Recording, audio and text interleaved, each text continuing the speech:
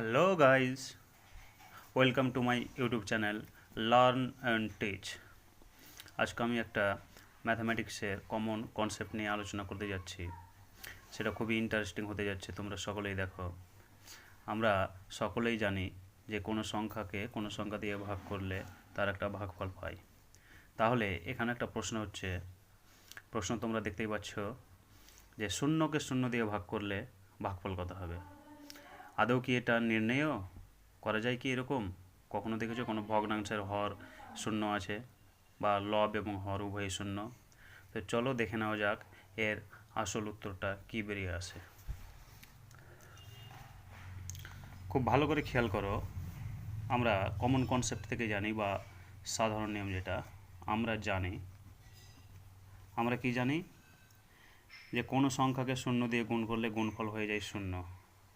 কোনো সংখ্যাকে শূন্য দিয়ে গুণ করলে গুণফল হয়ে যায় শূন্য। যেমন আমরা লিখতে পারি, দেখো ভালো করে, 15কে যদি শূন্য দিয়ে গুণ করি তাহলে কত হবে? শূন্য।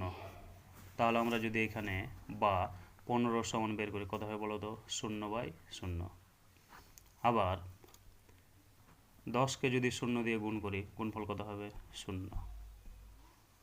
তাহলে 10 সমান যদি বের করি কত হবে? 0/0।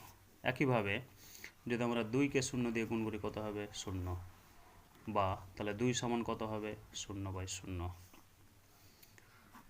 আবার 3কে যদি শূন্য দিয়ে গুণ করি কত হবে? শূন্য। তাহলে 3 সমান কত হবে? 0/0। এরকম তুমি যে কোনো সংখ্যাকে শূন্য দিয়ে গুণ করো না কেন, গুণফল কত হবে? শূন্য। তাহলে আমরা এখানে প্রত্যেক ক্ষেত্রে দেখতে পাচ্ছি যে প্রথম ক্ষেত্রে কি দেখতে পাচ্ছি? 0/0 সমান 15। আবার 0/0 সমান 10। আবার 0/0 সমান কত? 2। 0/0 সমান কত? 3। তাহলে আমরা সমীকরণের পরিপ্রেক্ষিতে বলতেই পারি, যেহেতু এটা বাম পক্ষে প্রত্যেকটাই 0/0 মান, তাহলে বাম পক্ষ সমান ডান পক্ষ হওয়ার কথা। তাহলে আমরা বলতে পারি 15 সমান 10 সমান 2 সমান 3। কি আজব কথা, তাই না?